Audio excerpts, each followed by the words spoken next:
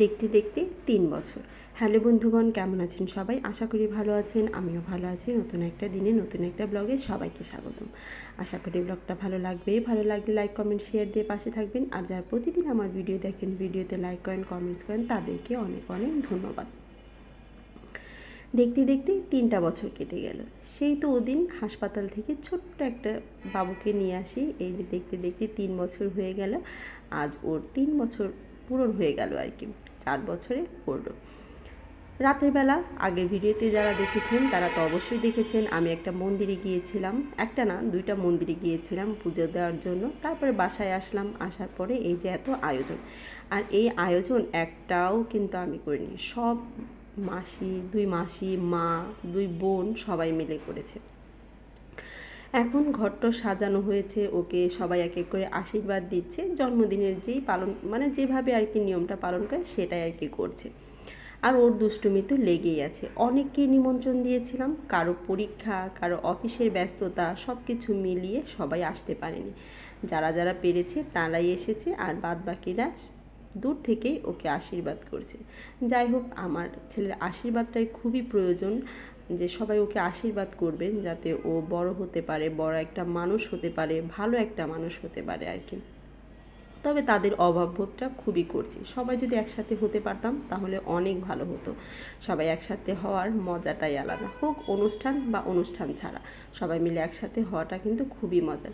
আর অনুষ্ঠান তো একটা মাত্র শুধু কি বলবো, এটা যে উপলক্ষ যে সবাই একসাথে হওয়ার। একটা অনুষ্ঠান না হলে সবাই কিন্তু একসাথে হয় না।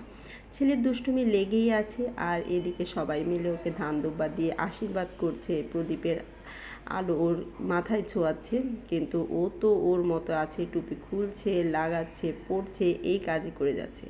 আমি ওকে কোলে রাখতে যে আমার কী পরিমাণ কষ্ট হয়েছে সেটা আমি আর বলে বোঝাতে পারবো না।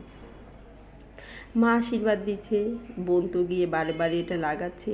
আর যারা যারা আমাদের বাসায় আসেনি তারা কিন্তু ফোন দিয়ে ওকে প্রচুর পরিমাণ উইশ করছে, অনেক কিছু করছে, আদর জানাচ্ছে। আর ও একটু মনে খারাপ করছে, যারা যারা আসেনি তাদেরকে বারে বারে বলছে এলে না কেন, এলে না কেন, এসব বলেই যাচ্ছে।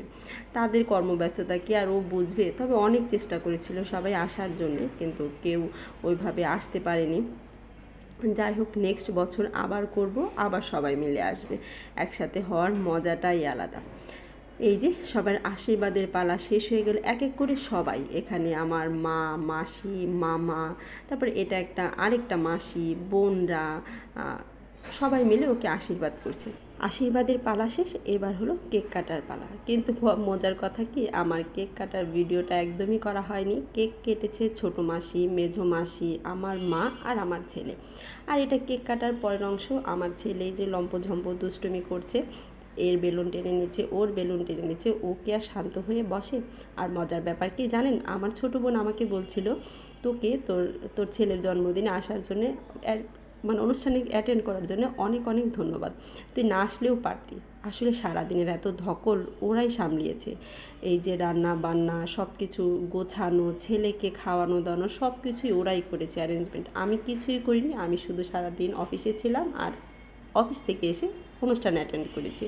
তার জন্যই এর কথা। আমি আর কি বলবো, চুপ করে বসেছিলাম, কারণ আমার ওদের কথা শোনা ছাড়া আর কোনো উপায়ই ছিল না।